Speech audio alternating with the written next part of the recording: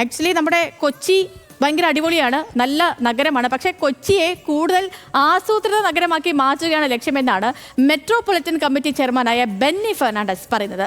Corporation പരിധിക്ക് പുറത്ത് ഗ്രാമപഞ്ചായത്തുകളിലേക്ക് കൂടി ഉൾപ്പെടെ നഗരം വികസിപ്പിക്കുന്നതിന് വേണ്ട നടപടികളൊക്കെ ആരംഭിക്കും. എല്ലാവരെയും ഏകോപിപ്പിച്ചുകൊണ്ടായിരിക്കും ഈ സമിതിയുടെ പ്രവർത്തനമെന്നും ബെന്നി ഫെർണാണ്ടസ് ന്യൂസ് മലയാളത്തോട് പറഞ്ഞു. സഹിൻ ആന്റണി തയ്യാറാക്കിയ റിപ്പോർട്ടിലേക്കാണ് ആദ്യം. കൊച്ചി നഗരത്തിനടക്കം സമഗ്രമായ മാറ്റം കൊണ്ടുവരുന്നതിന് വേണ്ടി രൂപീകരിച്ചിട്ടുള്ള സമിതിയാണ് MPC അഥവാ മെട്രോപൊളിറ്റൻ കമ്മിറ്റി. ഈ മെട്രോപൊളിറ്റൻ കമ്മിറ്റിയുടെ ആദ്യ ചെയർമാനായിട്ട് തിരഞ്ഞെടുത്തിരിക്കുന്നത് കൊച്ചി നഗരസഭയിലെ കൗൺസിലറായിട്ടുള്ള ബെന്നി ഫെർണാണ്ടസ് ആണ്. ബെന്നിയോട് തന്നെ കാര്യങ്ങൾ ചോദിക്കാം.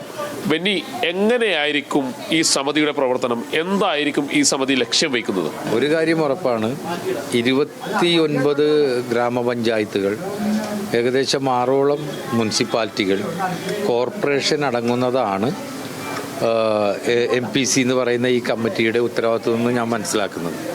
സ്വാഭാവികമായും ഗ്രാമപഞ്ചായത്തുകളെ നഗരവൽക്കരിക്കുന്നതിൻ്റെ ഒരു ഭാഗമായി, അപ്ഗ്രേഡ് ചെയ്യുന്നതിൻ്റെയൊക്കെ ഭാഗമായി ഈ കമ്മിറ്റിക്ക് വലിയ പങ്ക് വഹിക്കേണ്ടി വരുമെന്നാണ് ഞാൻ മനസ്സിലാക്കിയിട്ടുള്ളത്. അപ്പോൾ കേരളത്തിൽ തന്നെ നമുക്കിപ്പോൾ ആദ്യത്തെ MPC ഒരു മെട്രോപൊളിറ്റൻ സിറ്റിയുടെ ഒരു ഘടന വന്നു കഴിഞ്ഞിട്ടുണ്ട്. നിരവധി കാര്യങ്ങൾ ഒരു കൂടിയാലോചനയോടുകൂടി ഭാഗമായിട്ടേ നമുക്ക് നടത്താൻ കഴിയുള്ളൂ.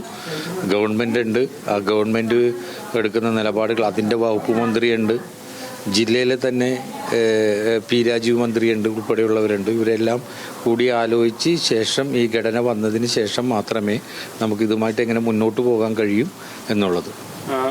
ഈ സമിതി പ്രത്യേകിച്ചും കൊച്ചി നഗരത്തെ അടക്കം ബാധിക്കുന്ന ഒരു പ്രശ്നം എന്ന് പറയുന്നത് വെള്ളക്കെട്ടാണ്. അത്തരം കാര്യങ്ങളിലൊക്കെ എങ്ങനെയായിരിക്കും സമിതിയുടെ ഒരു ഇടപെടലും മറ്റു കാര്യങ്ങളും ഉണ്ടാവുക? ഇല്ല, 100% ഇപ്പം ഇതിൻ്റെ അകത്ത് ബഹുമാനപ്പെട്ട മേയറും വകുപ്പ് മന്ത്രി ആയിട്ടുള്ള രാജേഷ് അവറുകളും നന്നായി ഇടപെട്ട് ഒരുപക്ഷെ ഈ കാലഘട്ടത്തിൽ ഏറ്റവും നല്ല വെള്ളക്കെട്ടിന് ശാശ്വത പരിഹാരം എന്ന രീതിയിലല്ലെങ്കിൽ പോലും നല്ല രീതിയിൽ വെള്ളക്കെട്ട് ഒഴിവാക്കാൻ കഴിഞ്ഞിട്ടുണ്ട്. അതുതന്നെയാണ്. എന്തായാലും വലിയ മാറ്റം കൊച്ചിക്ക് ആകമാനം കൊണ്ടുവരുമെന്നുള്ള ഒരു ഉറപ്പാണ് അദ്ദേഹം ഈ ഘട്ടത്തിൽ പറഞ്ഞു വയ്ക്കുന്നത്.